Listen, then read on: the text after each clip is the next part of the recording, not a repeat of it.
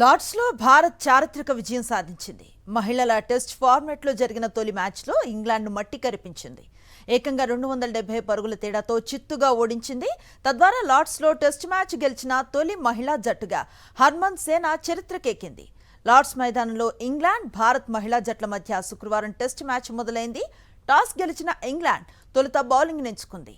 ఈ క్రమంలో బ్యాటింగ్కు దిగిన టీం ఇండియా తొలి ఇన్నింగ్స్లో 285 పరుగులు చేసి ఆలౌట్ అయింది. అనంతరం ఇంగ్లాండ్ తమ మొదటి ఇన్నింగ్స్లో 170 పరుగులకే కుప్పకూలింది.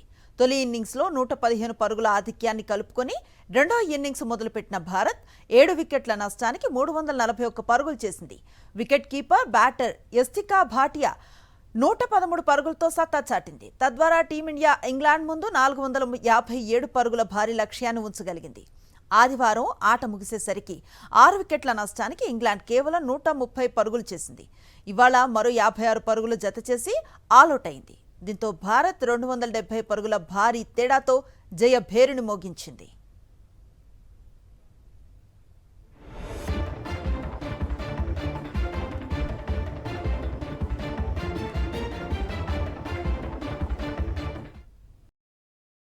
మరిన్ని అప్డేట్స్ కోసం ఛానల్ ను సబ్స్క్రైబ్ చేయండి. నోటిఫికేషన్స్ కోసం బెల్ ఐకాన్ పై క్లిక్ చేయండి.